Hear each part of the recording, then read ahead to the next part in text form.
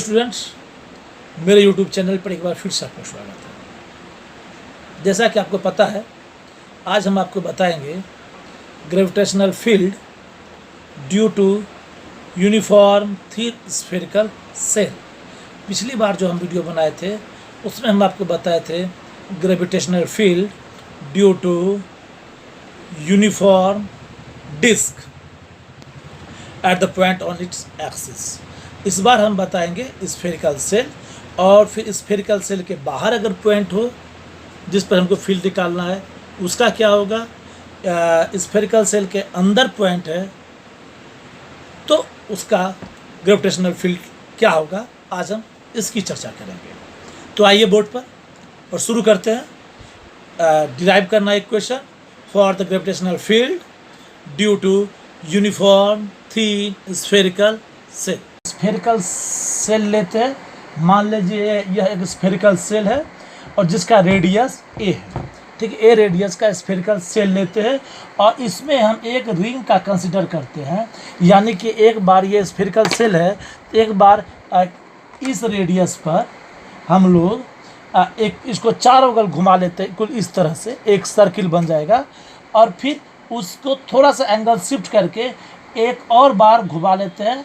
लगभग एक बार इस तरह से घुमा दिए पूरा स्फेयर के ऊपर, दूसरे बार थोड़ा सा एंगल डिप करके इसको एक बार चारों बगल से घुमा दिए, तो यह जो बनेगा इस दोनों रेडियस के बीच में यहाँ पर यह बन जाएगा एक रिंग, ठीक है। यह एक रिंग हो जाएगा। इस रिंग में यह एंगल होगा थीटा और यह एंगल हो जाएगा डी थीटा, थीटा से डी थीटा ज़्यादा। यहाँ पर हम लोग ले लेते हैं इसको ए, और हमको निकालना है इस पी पॉइंट पर, इस पॉइंट पी पर पोटेंशियल।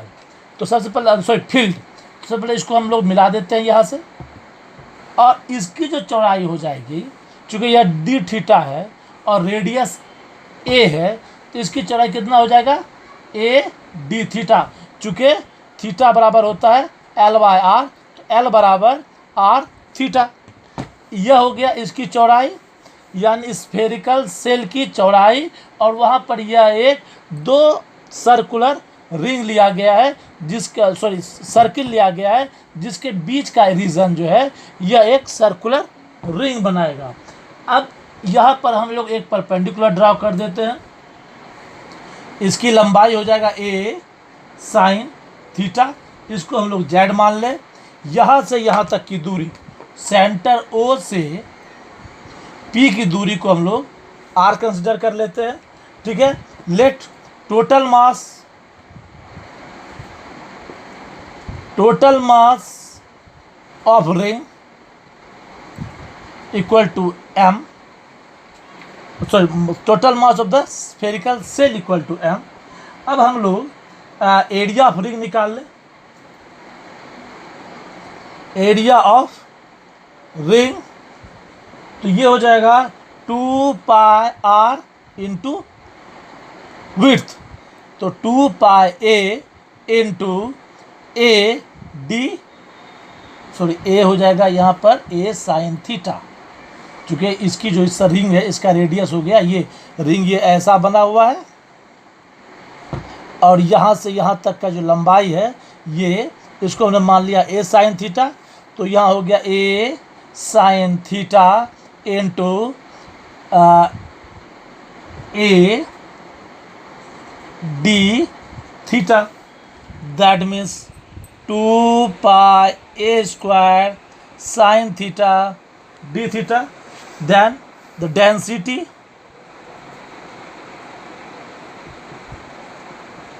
ऑफ स्फेरिकल सेल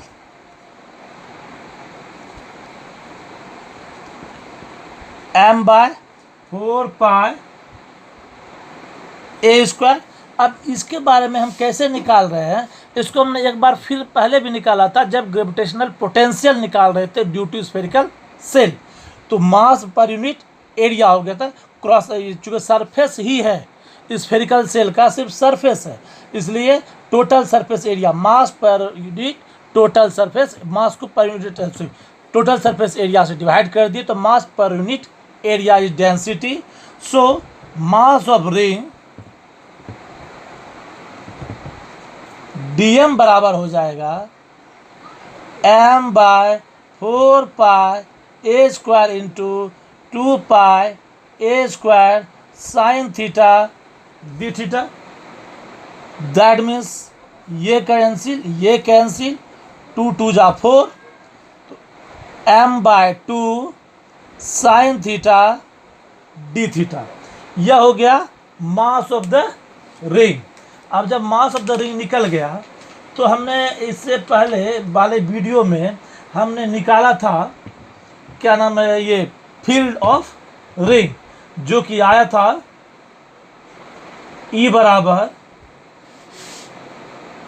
तो यहाँ पर डी ई बराबर हो जाएगा G D M by Z square cos alpha लिए थे, तो यहाँ भी हम लोग अल्फा प्रयोग कर देते हैं। एक अलग एंगल है इस दोनों के बीच रिंग के कारण, तो ये एंगल जो बनता है इसको हम लोग अल्फा ले लेते हैं, तो कॉस अल्फा हो जाएगा। That means G D M का वैल्यू हो जाएगा M by 2 sine theta D theta into cos alpha by Z square. याद रखिएगा यह फार्मूला जो डी का फार्मूला है पिछले वीडियो में ही हमने लिया था, जब हम gravitational field due to ring का प्रयोग किया था। उस वक्त हमने कहा था कि यह फार्मूला याद रखिएगा, अगली बार जब कैलकुलेशन करेंगे तो इस फार्मूला का यूज़ हम लोग करेंगे। तो क्या हो जाता है G M by 2 into sine theta D theta cos alpha by Z square D E बराबर। इसको आप लोग याद रखिए, इसको इक्वेशन 1 मान लेते हैं। Now from triangle A O P,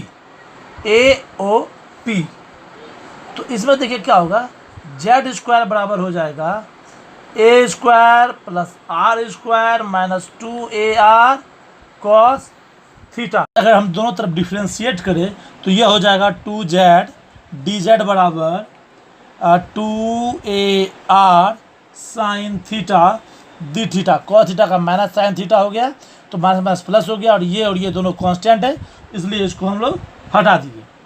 इसको हम लोग इक्वेशन 2 लिख लेते हैं। And from triangle O A P फिर से हम लेते हैं, और इस बार अगर हम लोग निकाल लें इसी के जगह पर ए स्क्वायर बराबर, तो क्या हो जाएगा Z square plus R square minus 2ZR cos alpha. इस बार हमने एंगल को ये लिया है, कॉस अल्फा एंगल ले लिया है, ठीक है। तो क्या हो गया अगेन कॉस अल्फा बराबर Z square minus R square Z square A square minus इसको इस पार किए तो इसको इस पार कर दिए तो हो गया Z square plus R square minus A square by 2ZX। ये इक्वेशन 3 हो गया। अब इस दोनों का वैल्यू इक्वेशन 1 में पुट कर दें तो डी ई बराबर क्या हो जाएगा G M by 2 into sine theta D theta का वैल्यू क्या प्रयोग करेंगे, साइन थीटा इसका वैल्यू पुट कर दे तो इसका वैल्यू हो जाएगा Z D Z by A R into Z square plus R square minus A square by 2ZR।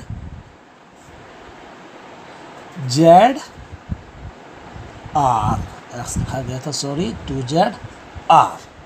ये हो गया, दैट मीन्स ये हो गया डी बराबर G M by 4AR square into 1 minus ये जेड कैंसिल 1 माइनस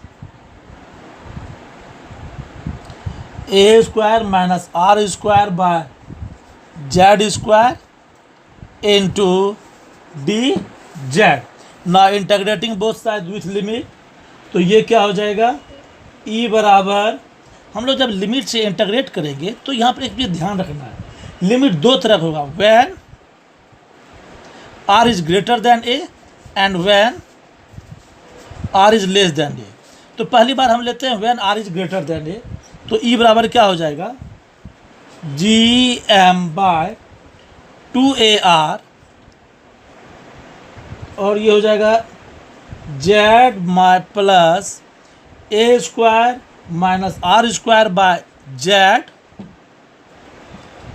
वो हो जाएगा R minus A by R plus A. चूँकि जेड बाहर है तो एक बार ए से ये दूरी, अगर यह पॉइंट यहाँ आ जाए तो ये हो जाएगा पूरा आर में ए कम, और अगर यह पॉइंट यहाँ आ जाए तो आर प्लस ए हो जाएगा। इसलिए हम लोग लिखे R minus A by R plus ए।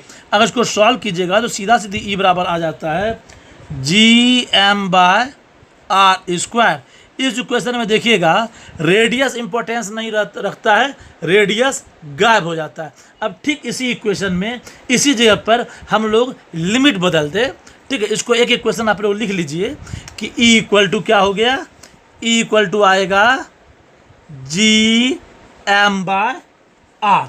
अब जी एम बाय आर जो आ रहा है स्क्वायर, वह आप देखिएगा तो स्फेयर में भी आता था, स्फेयर में भी हम लोग का आर स्क्वायर आया था, G M by R square हुआ, सॉरी स्फेयर कहते हैं पोटेंशियल में भी, और फील्ड में यह बदल जाएगा, ठीक है।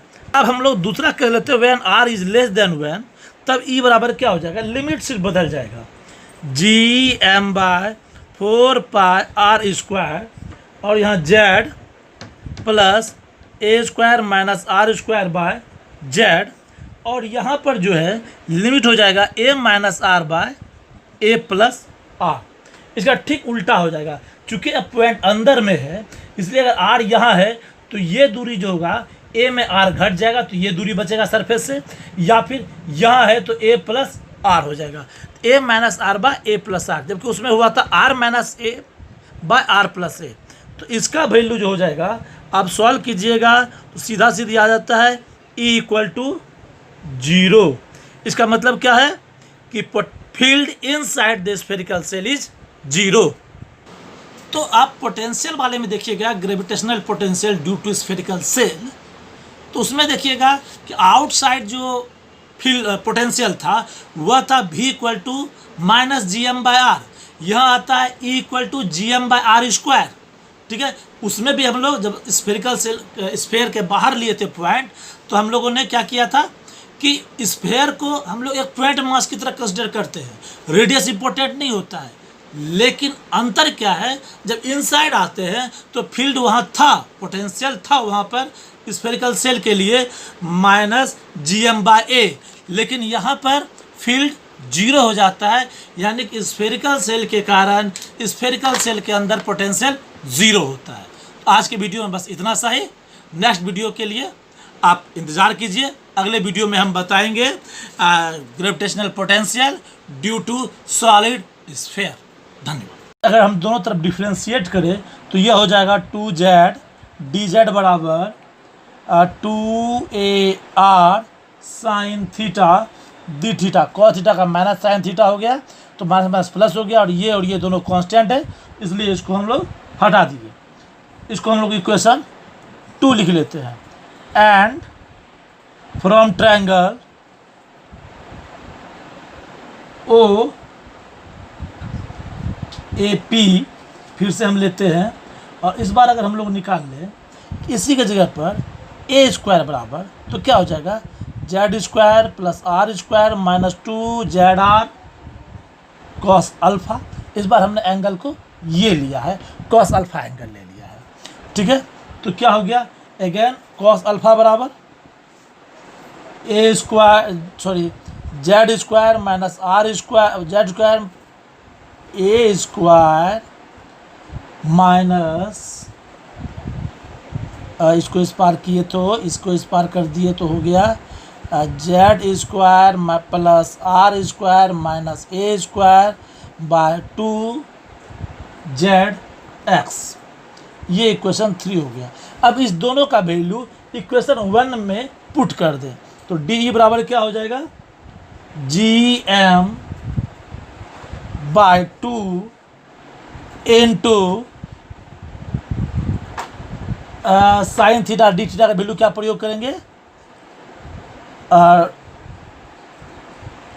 साइन थीटा इसका वैल्यू पुट कर दे तो इसका वैल्यू हो जाएगा Z D Z by A R into Z square plus R square minus A square by 2z Z R, X लिखा गया था सॉरी, 2z आर। ये हो गया, दैट मीन्स ये हो गया डी बराबर G M by 4ar square into 1 minus ये Z cancel 1 minus A square minus R square by Z square into D Z. ना integrating both side with limit तो ये क्या हो जाएगा, ई बराबर, हम लोग जब लिमिट से इंटीग्रेट करेंगे तो यहाँ पर एक चीज़ ध्यान रखना है, लिमिट दो तरह होगा, when R is greater than A and when R is less than A. तो पहली बार हम लेते हैं when R is greater than A, तो ई बराबर क्या हो जाएगा, जी एम बाय 2ar और ये हो जाएगा जेड माई plus A square minus R square by Z,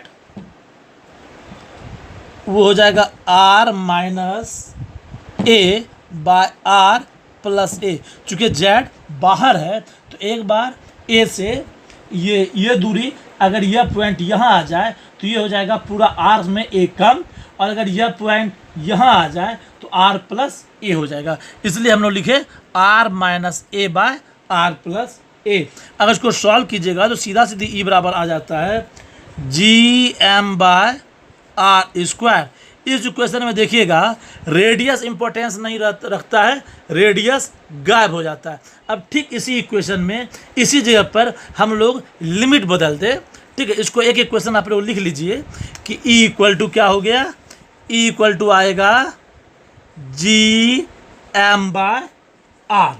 अब जी एम बाय आर जो आ रहा है स्क्वायर, वह आप देखिएगा तो स्फेयर में भी आता था, स्फेयर में भी हम लोग का आर स्क्वायर आया था, G M by R square हुआ, सॉरी स्फेयर कहते हैं पोटेंशियल में भी, और फील्ड में यह बदल जाएगा, ठीक है।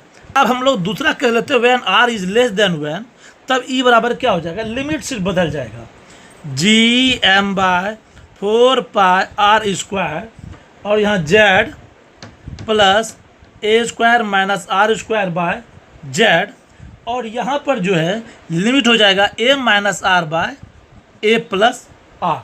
इसका ठीक उल्टा हो जाएगा, चूँकि अब पॉइंट अंदर में है इसलिए अगर आर यहाँ है तो ये दूरी जो होगा ए में आर घट जाएगा तो ये दूरी बचेगा सरफेस से, या फिर यहाँ है तो ए प्लस आर हो जाएगा, A minus R by A plus R, जबकि उसमें हुआ था R minus A by R plus A. तो इसका वैल्यू जो हो जाएगा आप सॉल्व कीजिएगा तो सीधा सीधी आ जाता है ई इक्वल टू 0। इसका मतलब क्या है कि field inside the spherical shell is 0। तो आप पोटेंशियल वाले में देखिएगा gravitational potential due to spherical shell, तो उसमें देखिएगा कि आउटसाइड जो फील्ड पोटेंशियल था वह था v equal to minus G M by R, यहाँ आता है e equal to G M by R square, ठीक है। उसमें भी हम लोग जब स्फेरिकल सेल स्फेयर के बाहर लिए थे पॉइंट, तो हम लोगों ने क्या किया था कि स्फेयर को हम लोग एक पॉइंट मास की तरह कंसिडर करते हैं, रेडियस इंपॉर्टेंट नहीं होता है, लेकिन अंतर क्या है जब इनसाइड आते हैं तो फील्ड वहाँ था, पोटेंशियल था वहाँ पर स्फेरिकल सेल के लिए माइनस जी एम बाय ए, लेकिन यहाँ पर फील्ड 0 हो जाता है, यानी कि स्फेरिकल सेल के कारण स्फेरिकल सेल के अंदर पोटेंशियल 0 होता है। तो आज के वीडियो में बस इतना सा ही।